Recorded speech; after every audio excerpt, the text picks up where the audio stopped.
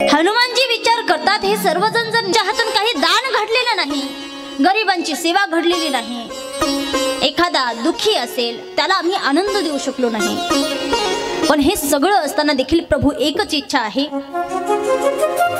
की आता तुम्ही आमच्या सोबत असावं, तुमची कृपा आमच्यावर असावी। त्या परमात्म्यावर आम्ही विश्वास ठेवला पाहिजे की प्रभू आम्ही विश्वास ठेवून आहोत, फक्त तुम्ही आमच्या सोबत राहा।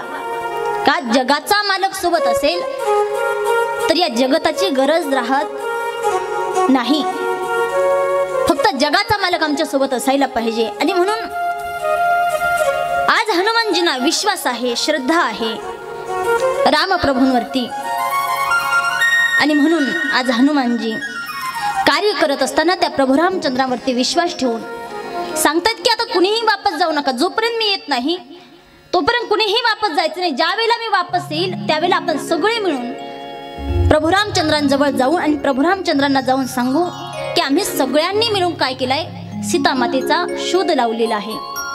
आणि म्हणून या ठिकाणी पहा हनुमानजी उड्डाण करतात, हनुमानजी उड्डाण करतात, मैनाक पर्वतावर येतात आणि मैनाक पर्वतावर आल्यानंतर महाराज मैनाक पर्वतावर आल्यानंतर मैनाकजी त्या ठिकाणी प्रगट झाले, प्रणाम केलाय, सांगितले की आजच्या दिवस या ठिकाणी विश्राम करा म्हणे। हनुमानजी म्हणतात मला विश्राम करा म्हणताय, पण अगोदर तुमचा परिचय द्या, कोण आहात तुम्ही? आणि मग मात्र मैनाकजी सांगतात मी तुमच्या पित्याचा मित्र आहे। ज्यावेळेला मित्र आहे असं सांगितलं, हनुमान तेही परसा कर पुनिकिन्ह प्रणाम। हनुमानजी काय केलं, हात जोडले आणि मैनाकजींना प्रणाम केला। आणि मग मात्र सांगतात राम काज किए बिनु मोहे कहा विश्राम। जोपर्यंत रामप्रभूंचं कार्य पूर्ण होत नाही तोपर्यंत मला विश्राम घेऊन चालणार नाही। आणि म्हणून मात्र या ठिकाणी हनुमानजी निघतात महाराज। त्यानंतर पुढे हनुमानजींच्या बुद्धीची परीक्षा घेण्यासाठी देवतांनी सुरसाला पाठवले महाराज। सुरसा नावाची राक्षसीन आहे, या सुरसाला ज्यावेळेला पाठवलं, हनुमानजी समोर आले, सुरसा म्हणायला लागली आज देवतांनी खूप सुंदर भोजन दिले म्हणे, एवढं सुंदर भोजन तर एवढ्या दिवसामध्ये मला कधीच भेटलं नाही, आज एवढं सुंदर भोजन। हनुमानजी विचार करायला लागले की देवतांचं कार्य करण्यासाठी कुणाचा अवतार झालाय, लक्ष आहे ना माझा आहे तुमच्यावरती।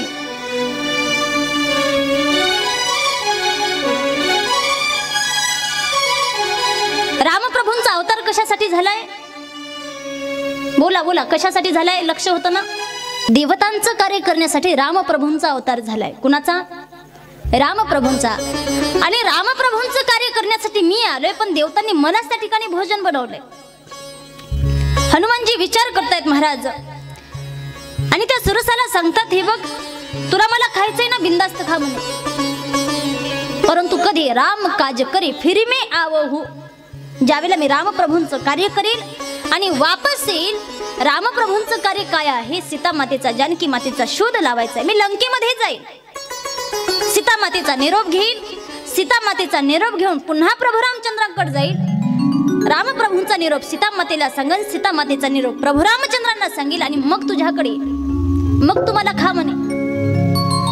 ही सुरसा म्हणली काय तुझ्यावर विश्वास ठेवू म्हणे, ताटात आलेलं अन्न असं कुणी सरकून देतं का, समोर आलेलं अन्न असंच कसं सोडून देऊ म्हणे, तुझ्यावर विश्वास नाही म्हणे, नाही तुला सोडणार म्हणे, आताच खाणार।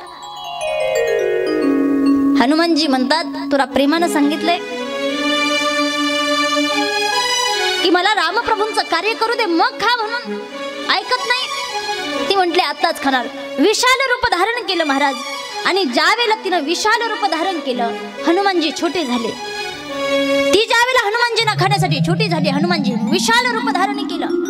भरपूर वेळ चाललं महाराज, हनुमानजी विचार करायला लागले जर असंच चालत राहिलं तर रामप्रभूंचं कार्य कधी होईल। आणि मग मात्र ज्यावेळेला सुरसाने अतिशय मोठं रूप धारण केलं, हनुमानजींनी छोटं रूप धारण केलं, त्याच्या मुखामध्ये प्रवेश केला, पुन्हा बाहेर आले।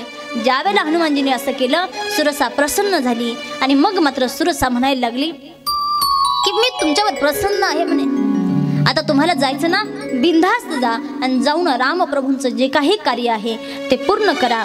आणि मग मात्र महाराज सुरस काय म्हटलेले आहे तुलसीदासजींनी वर्णन केले. राम काजू सबो करी हो तुम बल बुद्धी निधान आशीष देई गई सो हर्षी चलेहू हनुमान. सांगितले की तुम्ही बल बुद्धी निधान आहात, पवन सुत आहात, म्हणून एकच विनंती आहे, आता तुम्ही लंकेमध्ये जा आणि गेल्यानंतर रामप्रभूंचं जे काही कार्य असेल ते कार्य करून वापस या. आणि मग मात्र हनुमानजी निघतात. पुढे गेल्यानंतर महाराज हनुमानजी ज्यावेळेला लंकेमध्ये प्रवेश करायला लागतात त्यावेळेला त्या ठिकाणी लंकिनी भेटते. लंकिनी माहिती असेल ना, लंकिनी समोर आली महाराज आणि ती म्हणायला लागली, कुठे निघाला हळूहळू, मला माहिती आहे तू चोरून चाललाय म्हणे, आणि माझं कार्य काय आहे, मोर आहार जहा लगी चोरा.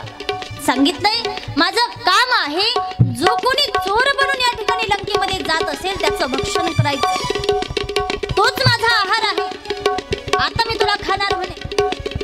हनुमानजी म्हटले, अगं लंकेमध्ये राहती म्हणे, मला चोर समजते, मी तर चोर नाही, पण तुला सांगतो की ज्या लंकेमध्ये तू राहतेस ना, या लंकेचा जो रावण आहे राजा, तो फार मोठा चोर आहे म्हणे, त्याला का नाही खाल्लं, अगोदर त्याला खाऊन टाक म्हणे, मला खाण्या अगोदर.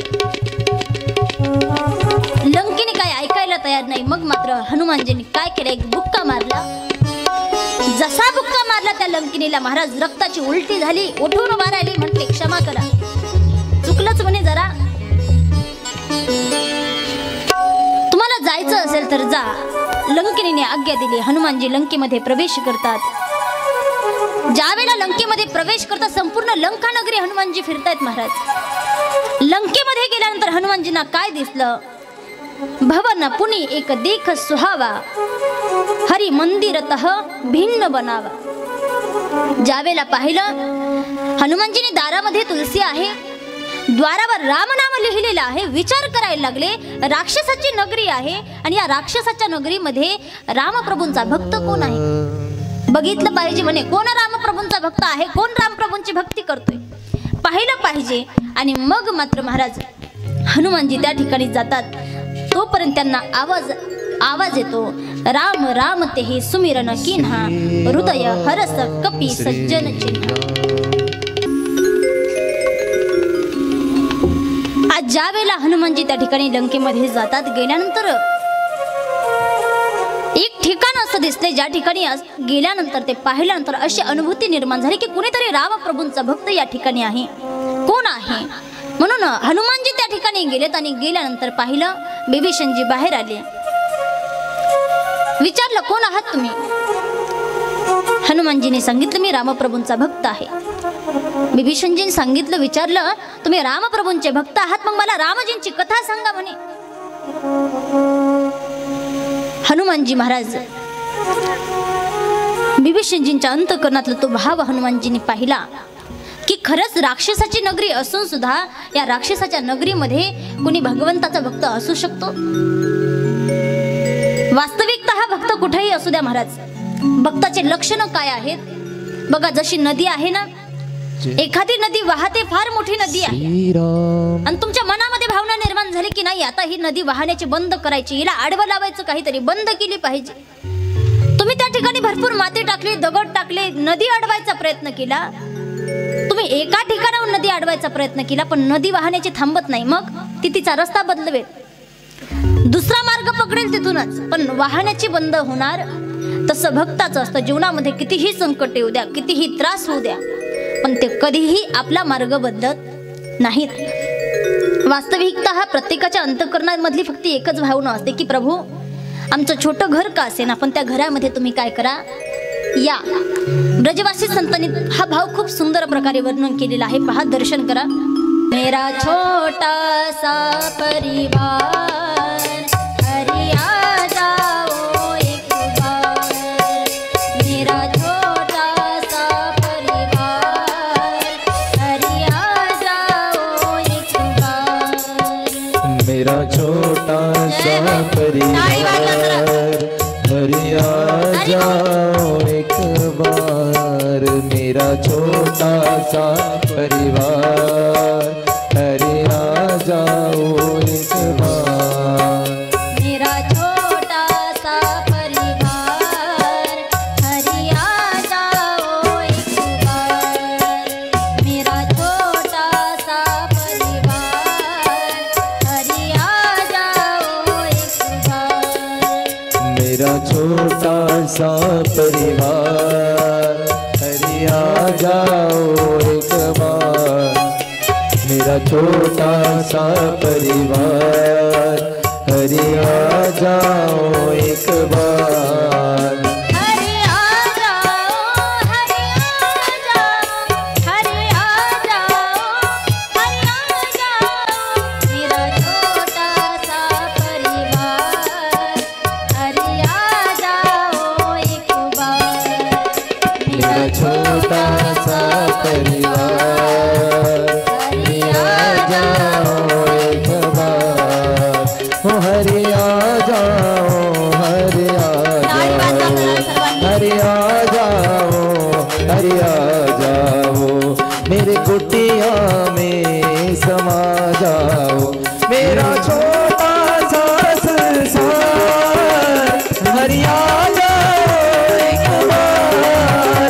मेरा छोटा सा संसार, हरि आ जाओ एक बार।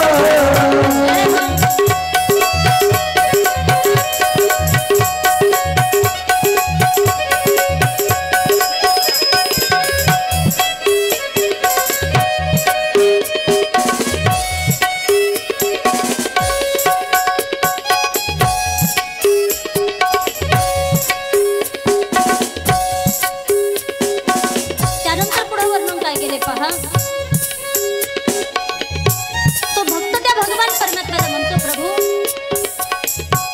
की आतापर्यंत मी अनेक जणांना दर्शन दिले, इथं कुणाकुणाला वाटतं की भगवंताने आमच्या घरी यावं, जरा हात वरती करा। बाकीच्यांना नाही वाटत। तो भक्त काय म्हणतोय पहा।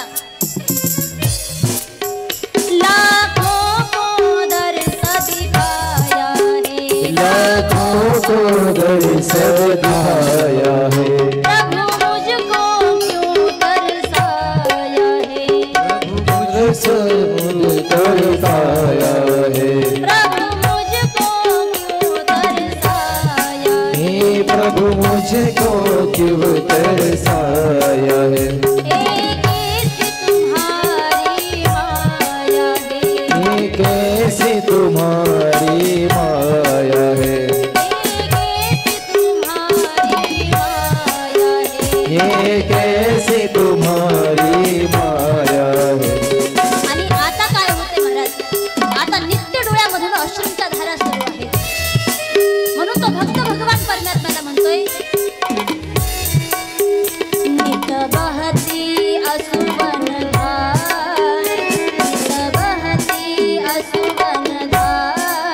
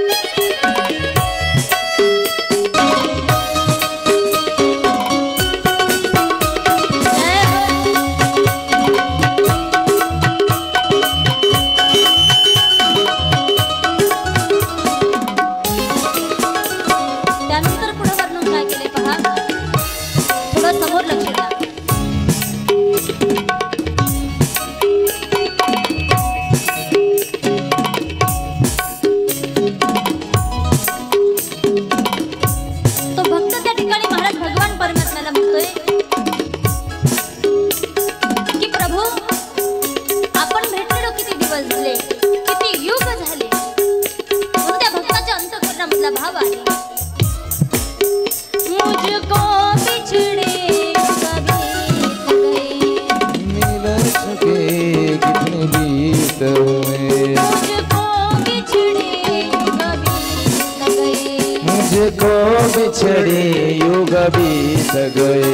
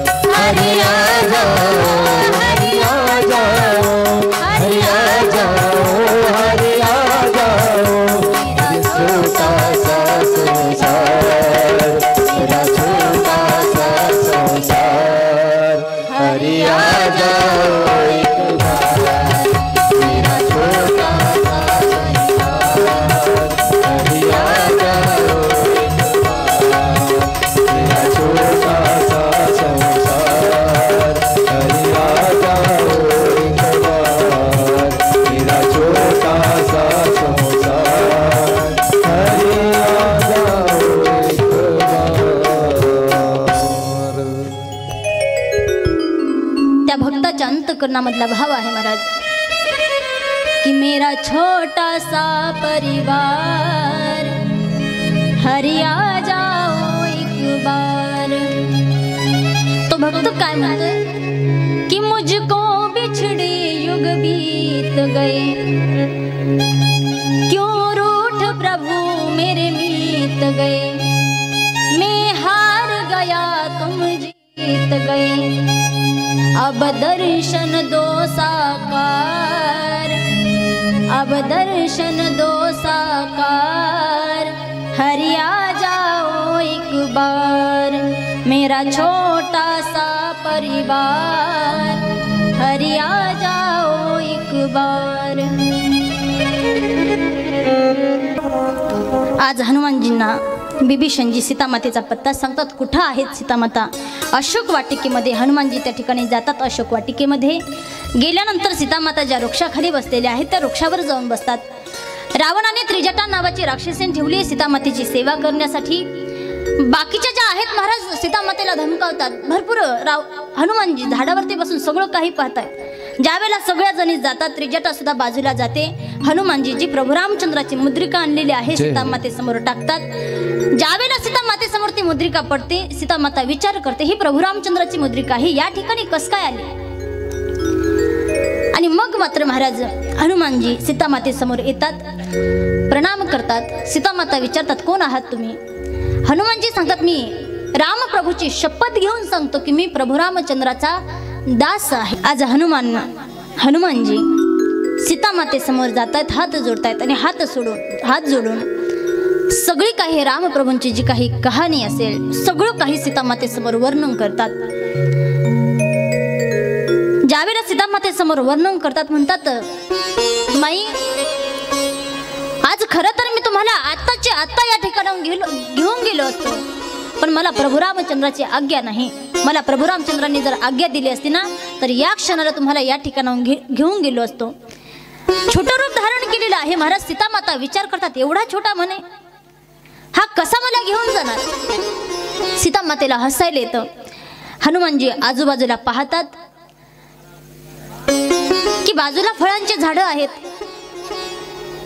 हनुमानजी म्हणतात की माते या वनामध्ये फार फळं आहेत म्हणे भूक लागली जरा फळं खाऊ। सीतामाता सांगतात हनुमाना या ठिकाणी भरपूर सारे राक्षस आहेत म्हणे तू जर त्या ठिकाणी गेला तर तुला मारून टाकतील एवढे मोठमोठे राक्षस या ठिकाणी आहेत। हनुमानजी विचार करतात। हनुमानजी म्हणतात माई फक्त आज्ञा द्या म्हणे बाकी काय करायचं सगळं मी करतो म्हणे। आणि मग मात्र हनुमानजी जातात। महाराज गेल्यानंतर राक्षस झोपलेले आहेत। हनुमानजी ज्या झाडावर बसतात त्या झाडाचं फळ तोडतात आणि ते फळ घेऊन जसं पुढच्या झाडावर उडी मारायला लागतात, फांदीला धरून ते झाडच उपटून येतं. आणि झाड उपटून आलं की हनुमानजी म्हणतात, अरे रे, फळ तोडायला गेलो म्हणे पण झाडच उपटून आलं. झाड घेतात आणि राक्षसाच्या अंगावर फेकून देतात. हनुमानजीने असे भरपूर झाडं महाराज, प्रत्येक झाडावर चढावं, त्या झाडाच्या फांदीला धरून पुढे उडी मारायला जावी तर ते झाड उपटून यावं. अनेक राक्षसांना मारलं महाराज. राक्षस ज्यावेळेला जागे झाले, हनुमानजींना मारण्यासाठी धावायला लागले. हनुमानजींनी ज्यावेळेला राक्षसांना पाहिलं आणि पाहिल्यानंतर मग मात्र 4-4, 5-5 राक्षसांना धरलं, गर गर गर फिरवलं, अनेक राक्षसांना मारलं महाराज. आणि मग मात्र आपल्या शिफ्टीनं त्या ठिकाणी महाराज समस्त राक्षसांना आपल्या शिफ्टीमध्ये बांधलेलं आहे. कछु मरे कछु मार दिसे वर्णन केलंय. त्या शिफ्टीमध्ये धरल्यानंतर काही राक्षस तर असे मरण पावले, काही पळून गेले आणि जे उरले सुरलेले होते ते बेशुद्ध अवस्थेला प्राप्त झाले. जे बेशुद्ध अवस्थेला प्राप्त झालेले होते महाराज, काही तर जागेवरच भगवंताला प्रिय झाले, काही जागेवरच गेले. आज ज्यावेळेला त्या राक्षसांनी हनुमानजींची क्षमा मागितली, हनुमानजींनी सांगितलं मी क्षमा करत नाही म्हणे, पण अगोदर तुम्हाला प्रभू रामचंद्राचं काय करावं लागेल, भजन करावं लागेल. आणि मग मात्र समस्त राक्षसांकडून महाराज भजन करून घेतलेलं आहे. मेघनाथाने जे ब्रह्मास्त्र सोडलं होतं, ब्रह्मास्त्रामध्ये बांधून त्या ठिकाणी महाराज हनुमानजींना लंकेमध्ये घेऊन जातात. ज्यावेळेला लंकेमध्ये घेऊन जातात, रावणासमोर उभा करतात. रावणासमोर उभा केल्यानंतर महाराज ज्यावेळेला कळतं रावणाला हा रामप्रभूंचा भक्त आहे,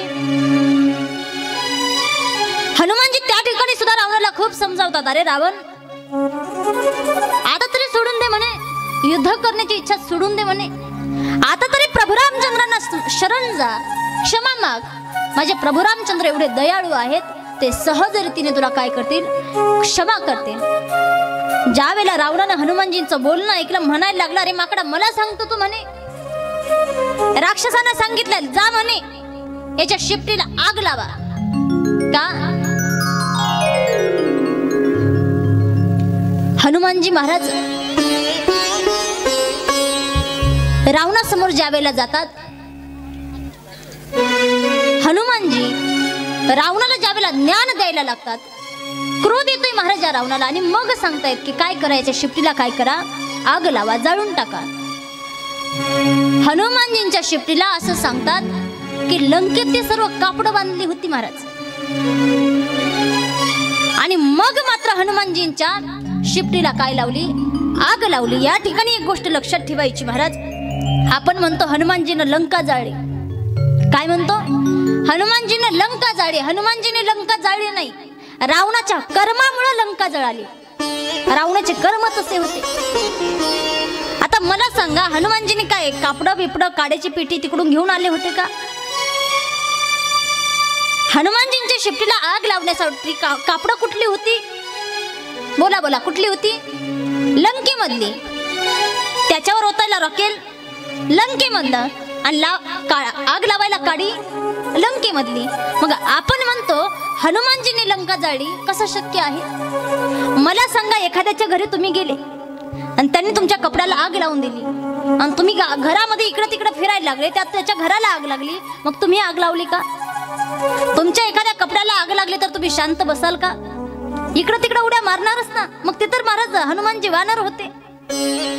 हनुमानजींच्या शिफ्टीला ज्या वेळेला आग लावली, हनुमानजी इकडून तिकडं तिकडून इकडं सगळीकडे उड्या मारत राहिले. जशी उडी मारली महाराज, त्या घरातून त्या घरात उडी मारली की झालं, सगळ्या लंकेला आग लागली महाराज. ज्या वेळेला सगळ्या लंकेला आग लागली आणि मग मात्र हनुमानजीने समुद्रामध्ये उडी घेतली, आग विझवली, तोपर्यंत इकडं लंका नगरी जळाली होती. हनुमानजी सीता मातेकडून चुडामणी घेतात, रामप्रभूंजवळ जातात, सर्व काही प्रसंग सांगतात. इकडं महाराज रावण बिभीषणजींजवळ जातो आणि बिभीषणजींना जाऊन म्हणायला लागला, अरे माझ्या लंकेमध्ये राहतो म्हणे तू, आणि लंकेमध्ये जाऊन राहून माझ्याच शत्रूचं भजन करतो. लात मारली बिभीषणजींना. ज्या क्षणी लात मारली त्या क्षणी बिभीषणजींनी रावणाचा त्याग केला आणि रावणाची विनाश यात्रा सुरू झाली. या ठिकाणी बिभीषणजी रामप्रभूंना शरण येतात, ती कथा सांगितलेली आहे. आणि मग मात्र त्या ठिकाणी महाराज म्हणतात लंकेमध्ये जायचं, पण कसं जायचंय? बिभीषणजी सांगतात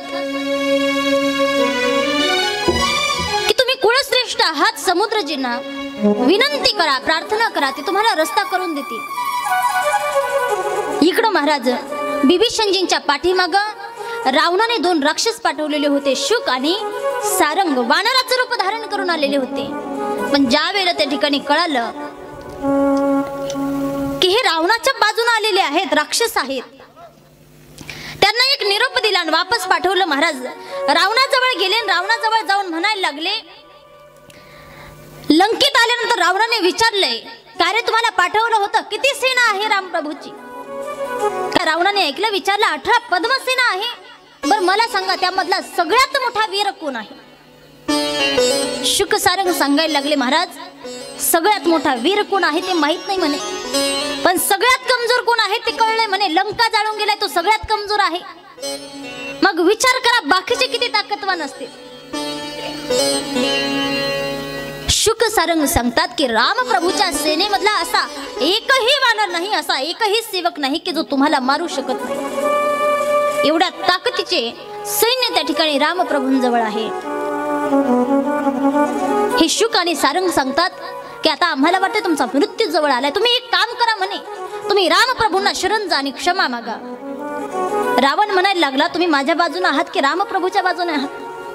त्या रामाच्या बाजूने आहात. लात मारली महाराज त्यांना सुद्धा. मंदोदरी आली, मंदोदरीने सुद्धा खूप समजावलं, सांगितलं, स्वामी रामप्रभू सोबत तुम्ही शत्रुता केली ठीक आहे म्हणे, पण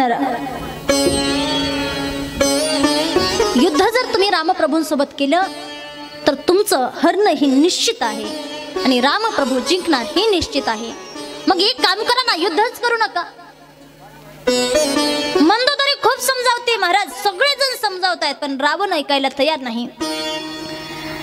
इकडं महाराज रामप्रभू समुद्र किनाऱ्यावर समस्त वानर सेना घेऊन उभे आहेत. विचार करतात आता तरी समुद्र जागा देईल, पण रस्ता देत नाही. पाहिल्यानंतर प्रभू रामचंद्रांनी बाण काढला आणि समुद्राला मारणार. तोपर्यंत समुद्र भगवान प्रगट झाले आणि सांगितलं, प्रभू तुमच्या सेनेमध्ये नल नील नावाचे 2 वानर आहेत, त्यांच्या हातून सेतू बांधून होऊ शकतो, सेतू बांधा. आणि मग समस्त सेनेला घेऊन सेतू बांधलेला आहे.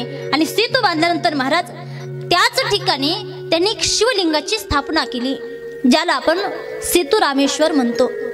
रामेश्वर नाव हे त्या लिंगाला दिलं. तुलसीदासजींनी वर्णन केलंय, लिंग थापे विधिवत करी पूजा, शिव समान प्रिय मोहीन दुजा, जो रामेश्वर दर्शन करही तो तनु तजी मम लोक सिधारही. सांगितलंय की जो कोणी त्या रामेश्वर भगवंताची सेवा करेल, जो कोणी त्या रामेश्वर भगवंताला शरण येईल, तो सहज रीतीनं माझ्या धामाला प्राप्त होईल. आज त्या ठिकाणी शिवलिंगाची स्थापना करून नलनील या वानरांना सोबत घेऊन आज भगवान प्रभू रामचंद्रांनी काय केलेलं आहे, सेतू बांधाय, लंकेमध्ये आलेत. आणि लंकेमध्ये आल्यानंतर प्रभू रामचंद्र विचार करतात, अजूनही वेळ गेलेली नाही, अजूनही वेळ आहे. रावणाला वाटत असेल तर त्यानं शरण यावं. काय युद्ध झाल्यानंतर युद्धाचे परिणाम प्रभू रामचंद्रांना माहिती आहे. युद्धाचे परिणाम काय होणार आहेत? का युद्धामध्ये सगळे जे वाईट वागणारे आहेत तेच मेले जातात का महाराज, मारले जातात का?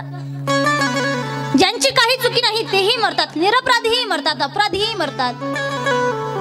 प्रभू रामचंद्र विचार करतात, एवढं सगळं होण्यापेक्षा युद्ध न केलेलं बरं. रावणाला सगळ्यांनी समजावलंय, पण रावण काय शरण यायला तयार नाही. आणि मग मात्र युद्ध करण्याचं ठरवलेलं आहे महाराज. भगवंताने विचार केला, रावणाची जर इच्छा नसेल तर आपणही काही करू शकत नाही, युद्ध होणार हे निश्चित आहे.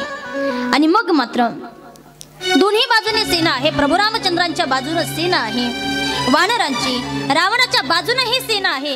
सगळे रणभूमीमध्ये आलेले आहेत. आणि मग मात्र महाराज त्या ठिकाणी आल्यानंतर लक्ष्मणजींचं मेघनाथांचं युद्ध सुरू झालं. ज्या वेळेला लक्ष्मणजींचं मेघनाथांचं युद्ध सुरू झालं, लक्ष्मणजींना शक्ती लागली. शक्ती लागल्यानंतर हनुमानजींनी जाऊन संजीवन बुटी आणलेली आहे. आणल्यानंतर हनुमानजींना पुन्हा महाराज शुद्ध आली. आल्यानंतर त्या ठिकाणी पहा, लक्ष्मणजींनी मेघनाथाचा वध केलेला आहे. आणि त्यानंतर मात्र रामजींचं आणि कुंभकर्णाचं युद्ध झालं. कुंभकर्णाचा हे वध केला.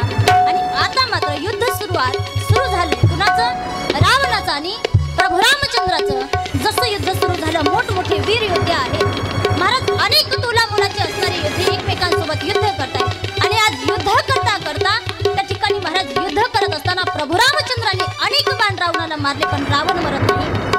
ज्यावेळेला रावण मरत नाही पाहिलं, विभीषणजीने सांगितलं प्रभू श्रीरामांना, हा असा मरणार नाही का, याच्या नाभीमध्ये अमृताचा एक थेंब आहे आणि तो अमृताचा थेंब जोपर्यंत सुकत नाही तोपर्यंत रावण मरू शकत नाही. आणि मग मात्र प्रभू रामचंद्रांनी काय केले महाराज, 10 तीर काढलेले आहेत. 10 तीरांनी रावणाचे 10 मस्तक उडवले, 20 तीर काढले, सगळे हात त्या ठिकाणी तोडलेले आहेत. आणि आता मात्र 31वा तीर काढला, रावणाच्या नाभीमध्ये मारला. जसा नाभीमध्ये मारला, अमृत सुकल्या गेलं आणि रावण त्या ठिकाणी भूमीवर पडला. आज प्रभू रामचंद्राने रावणाचा उद्धार केला. बोलिये प्रभू रामचंद्र भगवान की जय. आज त्या ठिकाणी महाराज प्रभू रामचंद्राने रावणाचा वध केलेला आहे. त्यानंतर विभीषणजींना पाठवून अंतिम क्रिया केली. विभीषणजींचा राज्याभिषेक केला. सीता मातेला घेऊन प्रभू रामचंद्र निघतायत. कारण या ठिकाणी पहा महाराज, जात असताना आपण म्हणतो सीता मातेची अग्नी परीक्षा घेतली, बरोबर की नाही? परंतु अग्नी परीक्षा घेतली असं म्हणण्यापेक्षा अशोक वाटिकेमध्ये जी सीता होती ती खरी सीता नव्हती, सीता मातेचं प्रतिबिंब होतं. आज प्रभू रामचंद्रांनी ते प्रतिबिंब घेतलं, अग्नी परीक्षा म्हणून त्या स्थितीनं अग्नीमध्ये प्रवेश केला. प्रतिबिंब अग्नीमध्ये राहिलं, जी खरी सीता अग्नीमध्ये होती ती सीता माता बाहेर आली. अग्नी भगवंताने सीता मातेचा हात धरून तो प्रभू रामचंद्राच्या हातामध्ये दिला आणि मग मात्र प्रभू रामचंद्र त्या ठिकाणी सीता मातेला घेऊन निघतात. जे काही मेलेले वानर आहेत त्यांना जिवंत करण्यासाठी अमृताची वर्षा करतात. समस्त वानर जिवंत होतात महाराज. आणि मग मात्र प्रभू रामचंद्र समस्त सेनेला घेऊन प्रभू रामचंद्रांसमोर सोबत सेना कोण कोण आहे महाराज वर्णन केलेलं आहे.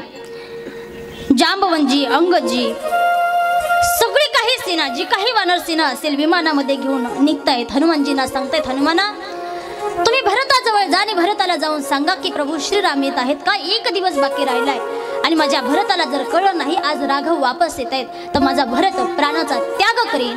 आणि मग हनुमानजींना भरताकडे पाठवतात. भगवान प्रभू रामचंद्र शृंगवेरपुरामध्ये येतात.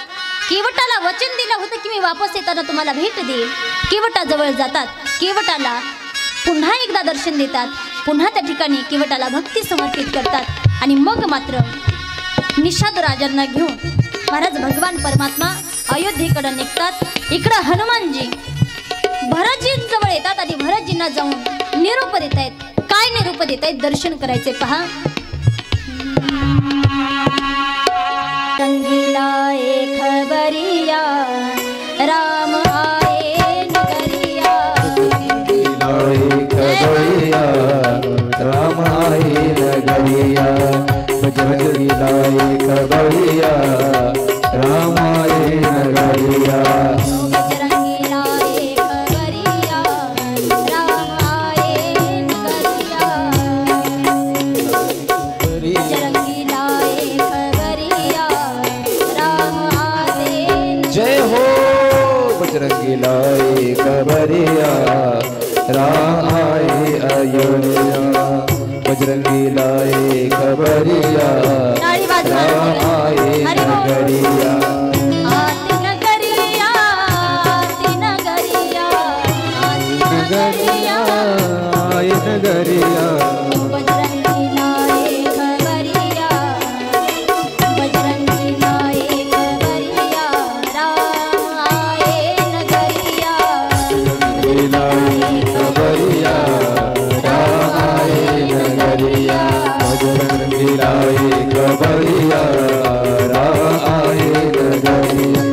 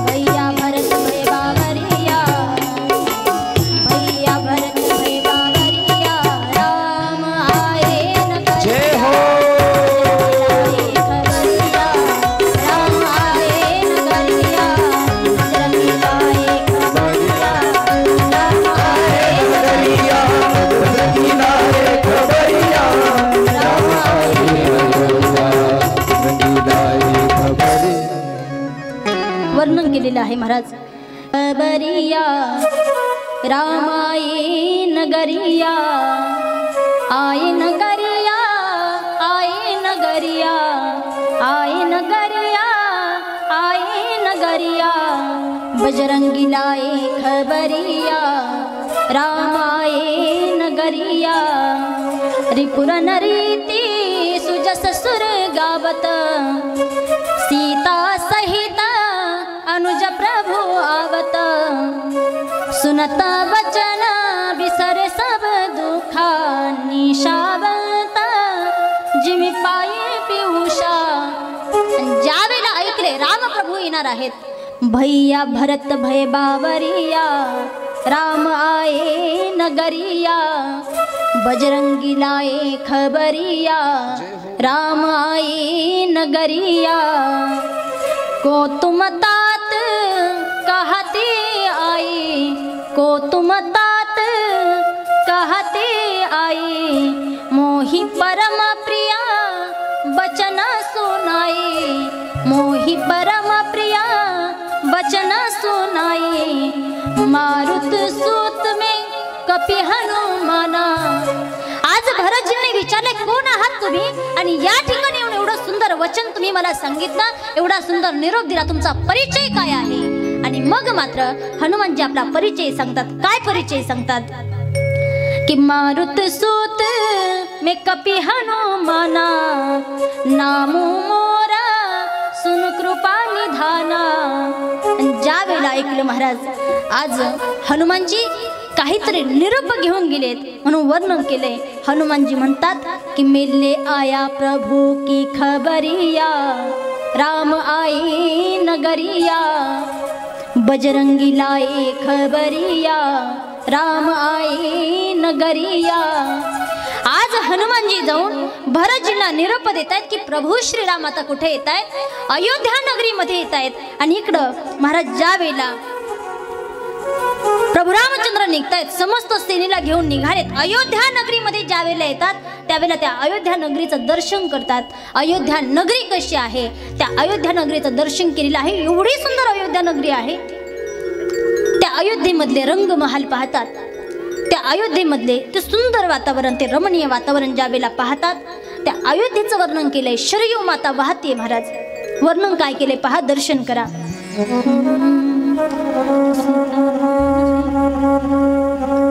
सीताराम जी की प्यारी रज धनी लागे रज धानी लागे सीताराम जी की प्यारी रज धनी लागे रज धानी लागे मोहे मीठो मीठो शरयू जीरो पानी लागे. त्या अयोध्या नगरीचं दर्शन केले महाराज. आपण सुद्धा सर्वांनी मिळून अयोध्या नगरीचं दर्शन करायचं आहे. कारण कथा आता शेवटाला आलेली आहे. जरा फ्रेश बसा. मरगळ्यासारखं बसू नका. तुमच्यामुळं मी मरगळले. असे तोंड पाडून बसता जसे काय माझ्या मातीला आले.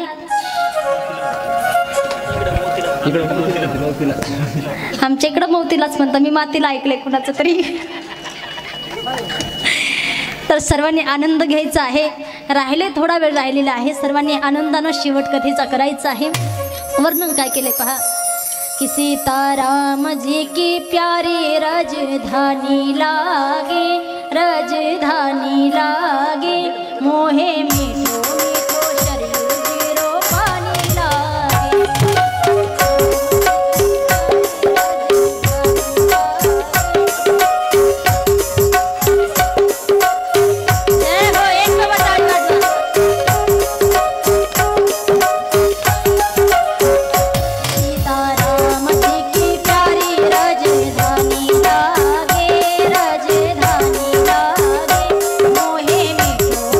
शरीर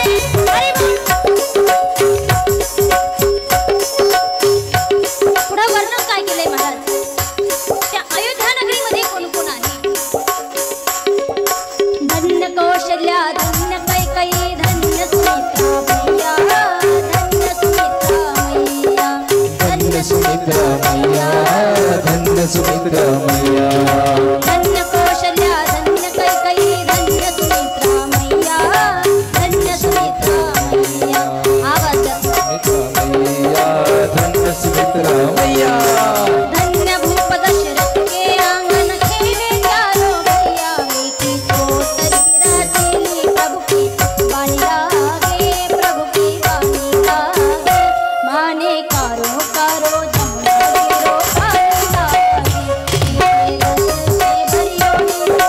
रानी लागे रानी लागे रानी लागे मन बेटो शनियों जी को पानी लागे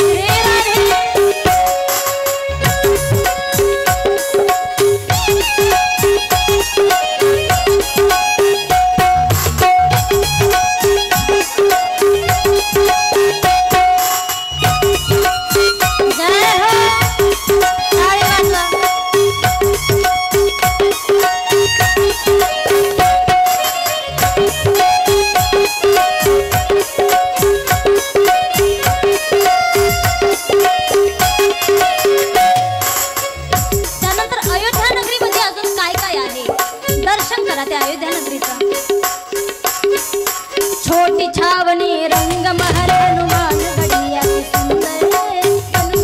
अति सुंदर हनुमान गढ़ी अति सुंदर छोटी छावनी रंग महल हनुमान गढ़िया हनुमान गढ़ी अति सुंदर हनुमान गढ़ी अति सुंदर स्वयं जगत के मालिक बैठे कनक भवन के स्वयं जगत के मालिक बैठे कनक भवन के अंदर सीताराम जी की शोभा गुण रानी लागे गुण रानी लागे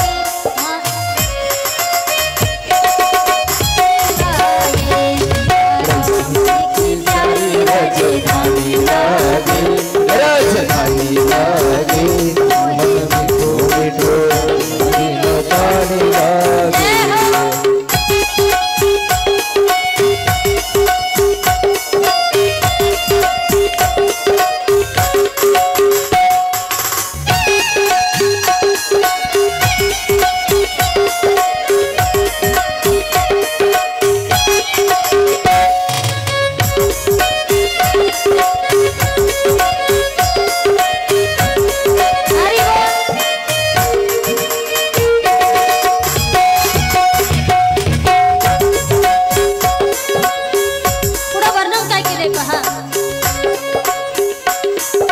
सहज सुहावन जन्म भूमि श्री रघुवर राम लला की रघुवर राम लला की रघुवर राम लला की रघुवर राम लागी सहज सुहावन जन्म भूमि श्री रघुवर राम लला की रघुवर राम लागी रघुवर राम लागी जानकी महल की सुंदर शोभा लक्ष्मण को लला की जानकी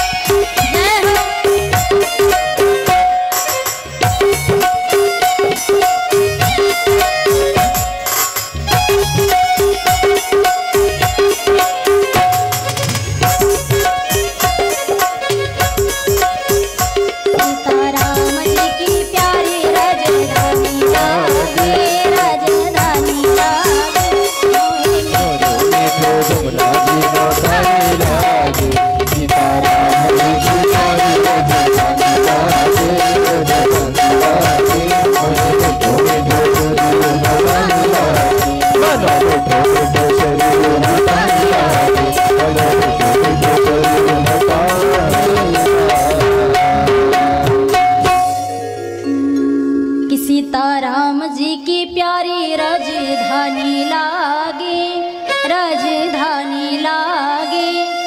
मोहे मीठो मीठो शरियो जीरो पानी लागे। जय सिया राम दंडवत भैया मधुकर बानी बोले, मधुरी बानी बोले। करे कीर्तन संत मगन मन गली गली में डोले। सीताराम नाम धून मस्तानी लागे, मस्तानी लागे। मोहे मीठो मीठो शरियो जीरो पानी लागे। सीताराम जी की प्यारी राजधानी लागे, राजधानी लागे। मोहे मीठो मीठो शरियो जीरो पाणी लागे। सुंदर असं ते आहे महाराज। आज प्रभू रामचंद्र अयोध्या नगरीमध्ये आल्यानंतर सर्वजण स्वागतासाठी आहेत। अतिशय अयोध्यावासियांना आनंद झालेला आहे। सगळेजण प्रभू रामचंद्राचं स्वागत करतायत। प्रभू रामचंद्र देखील जे लहान आहेत त्यांना आशीर्वाद देतात, जे समवयाचे आहेत आलिंगन देतात, वृद्ध आहेत त्यांचा आशीर्वाद घेतात। सगळ्यांना अतिशय आनंद झालाय महाराज। सगळ्या अयोध्या नगरीमध्ये संपूर्ण अयोध्या नगरी सुंदर अशी सजवलेली आहे। डोळ्यासमोर दृश्य निर्माण करायचे।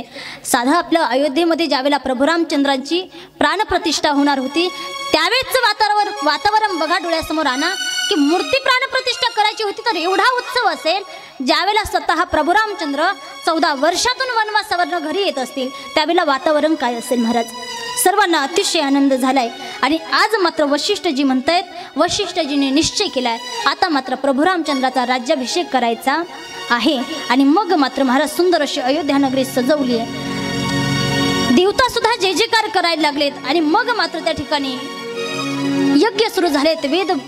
वेदांताचा घोष त्या ठिकाणी सुरू झालेला आहे। आणि आज मात्र प्रथम तिलक वशिष्ठ मुनी किन्हा मुनी सब विप्रन आय सुजिन्हा सुत बिलोक्य हर्षी महतारी बार बार आरती पुकारी। सगळेजण पुन्हा पुन्हा पुन्हा पुन्हा का आज वशिष्ठजींनी प्रथम तिलक प्रभू रामचंद्राचं काय केलंय